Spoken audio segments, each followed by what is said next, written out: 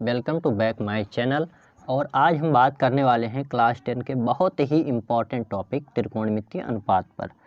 बहुत से बच्चों को त्रिकोणमिति नहीं समझ में आती है, तो ये आधार बैच है। क्या है? आधार बैच। अगर जो आप इसे समझ जाते हैं, इसका आधार क्या है, आप समझ जाते हैं कि त्रिकोणमिति का आधार क्या है, तो आपको त्रिकोणमिति समझ में आ जाएगी। तो सबसे पहले त्रिकोणमितीय अनुपात को सीखने से पहले हमें समकोण त्रिभुज की ओर बढ़ना होगा। तो चलिए यहाँ पर एक समकोण त्रिभुज हम ड्रा कर लेते हैं, उसके माध्यम से मैं आपको त्रिकोणमितीय अनुपात को बहुत ही आसान तरीके से बता दूंगा और गारंटी लेता हूँ कि पक्का ये आपको समझ में आ जाएगा। तो यहाँ पर आप समकोण त्रिभुज से परिचित हैं। यदि परिचित नहीं है तो परिचय आपका करा देते हैं कि ऐसा त्रिभुज ठीक है, जिसका एक कोण क्या हो, 90 अंश का हो।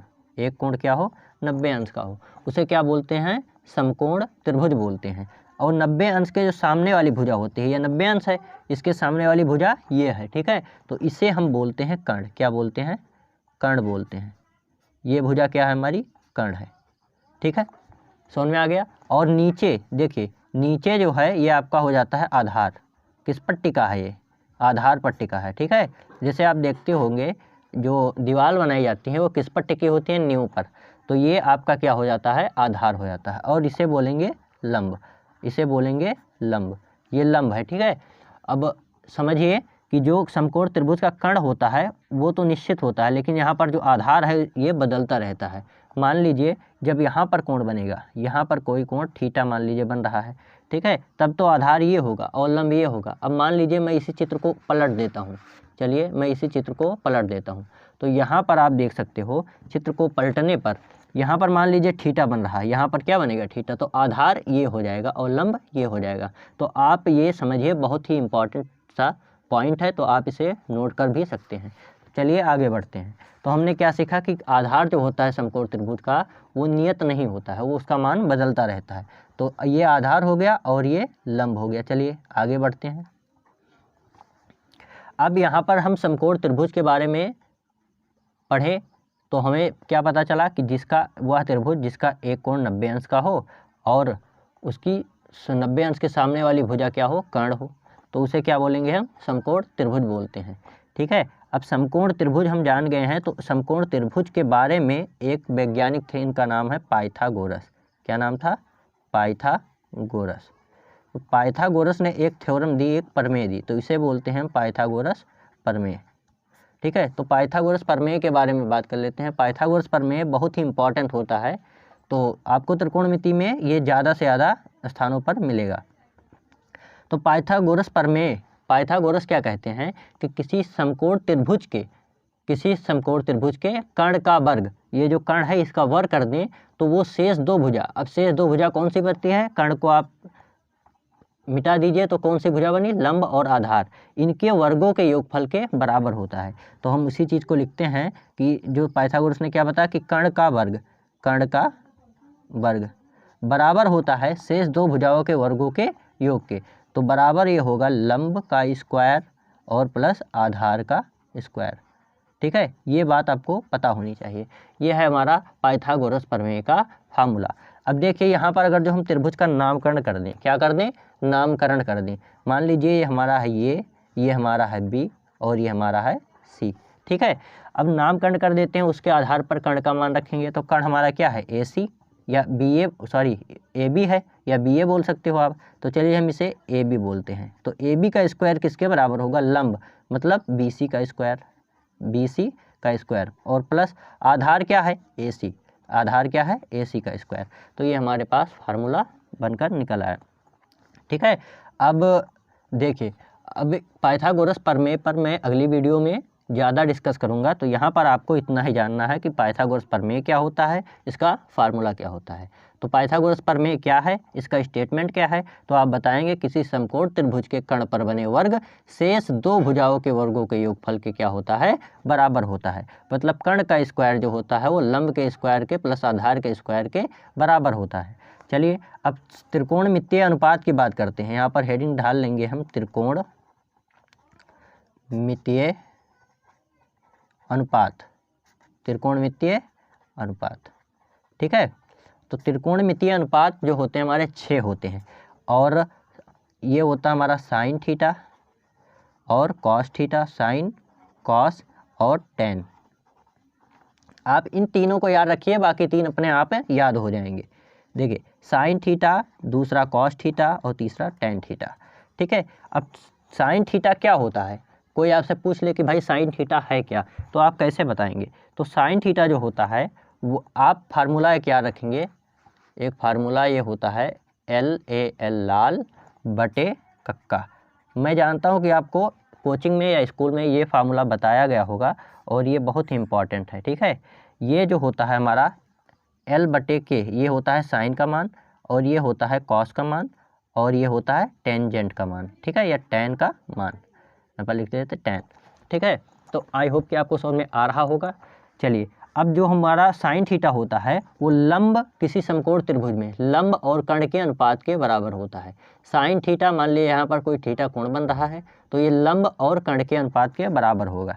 ठीक है, तो यहाँ पर लिख लेते हैं लंब बटे कर्ण। क्या होता है? साइन थीटा का अनुपात लंब बटे कर्ण होता है।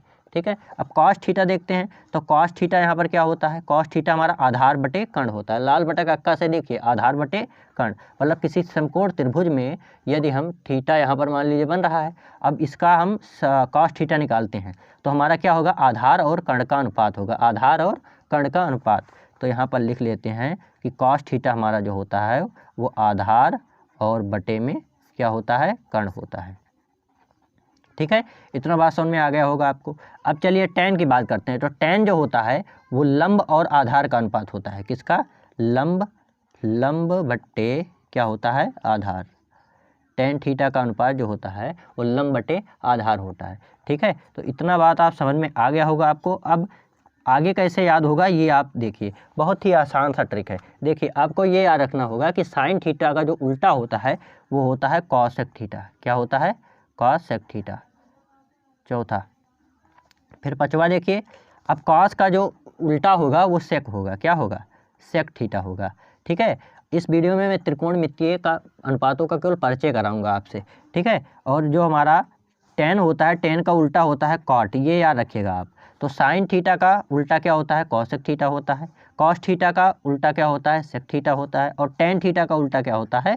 कॉट थीटा होता है।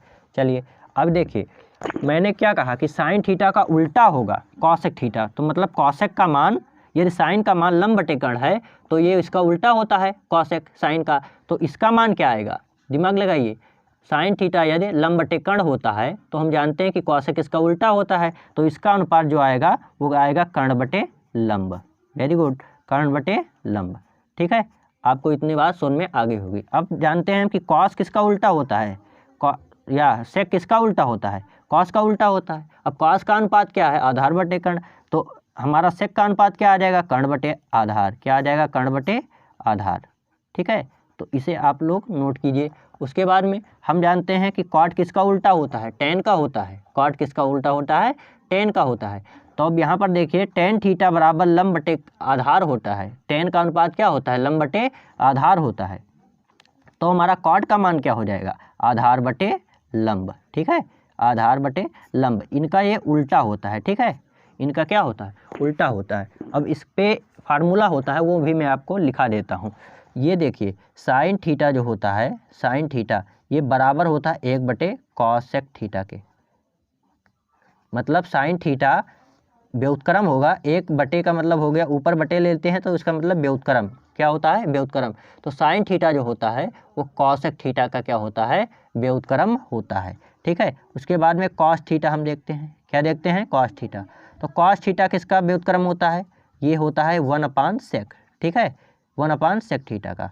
तो कॉस थीटा क्या होता है? 1/sec theta. ठीक है, उसके बाद में अब हम देखेंगे टेन थीटा। क्या देखेंगे? Tan theta. तो टेन थीटा जो होता है ये आपका होता है 1/cot, 1/cot। ठीक है, तो आई होप कि आपको समझ में आया होगा। चलिए एक बार फिर से रिवीजन मान लेते हैं। तो त्रिकोणमितीय अनुपात का हमने परिचय कराया आपसे। सबसे पहले समकोण त्रिभुज के बारे में बताया। समकोण त्रिभुज क्या है? जिसकी एक भुजा कितनी हो? 90 अंश की हो। उसकी एक भुजा कितनी हो? 90 अंश की, उसे बोलेंगे समकोण त्रिभुज। और ये भुजा कर्ण होती है, ये लंब होती है, आधार मैंने बताया आधार निश्चित नहीं होता है, ये इस थीटा के लिए आधारीय है। यहाँ पर मान लीजिए थीटा बनेगा तो आधार ये हो जाएगा, लंब ये हो जाएगा। उसके बारे में अब आगे हम देखिए, हमने आपको परिचय कराया पाइथागोरस प्रमेय की। किसकी परिचय कराया? पाइथागोरस प्रमेय। तो पाइथागोरस प्रमेय का स्टेटमेंट क्या था कि कर्ण का स्क्वायर बराबर होता है लंब के स्क्वायर प्लस आधार के स्क्वायर के। ठीक है, अब यहाँ पर हमने मान रख दिया और देखिए इन मानों को यहाँ पर रख दिया तो हमारे पास आ गया ए बी का स्क्वायर बराबर हो गया बी सी का स्क्वायर प्लस ए सी का स्क्वायर के। अब त्रिकोणमितीय अनुपातों के बारे में हम यहाँ पर चर्चा करें हैं। त्रिकोणमितीय अनुपातों के बारे में हम यहाँ पर चर्चा करें हैं तो हमारे पास क्या आया है? त्रिकोणमितीय अनुपात क्या होते हैं? ये 6 अनुपात होते हैं। कितने होते हैं? 6 अनुपात। एक आप साइन कॉस टेन, केवल 3 को याद कीजिए बस, आपको और 3 याद हो जाएगा। Sine cos tan. अब देखिए साइन थीटा का जो अनुपात होता है वो लंब बटे कर्ण होता है। हम जानते हैं कि कॉसेक थीटा इसका उल्टा होता है। ठीक है, तो कॉसेक थीटा का अनुपात क्या हो जाएगा? इसका उल्टा मतलब कर्ण बटे लंब। ठीक है, कॉस थीटा का अनुपात आधार बटे कर्ण, तो सेक इसका उल्टा होता है तो यहाँ पर कर्ण बटे आधार। ठीक है, फिर उसके बाद में देखिए टेन थीटा लंब बटे आधार होता है। अब कॉट थीटा क्या हो जाएगा? इसका उल्टा हो जाएगा टेन का, तो मतलब आधार बटे लंब।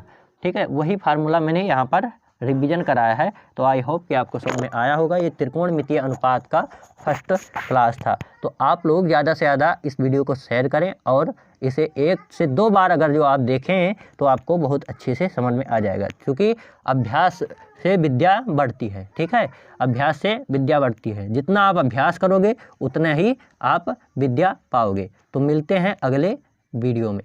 उसके और आगे के लिए धन्यवाद।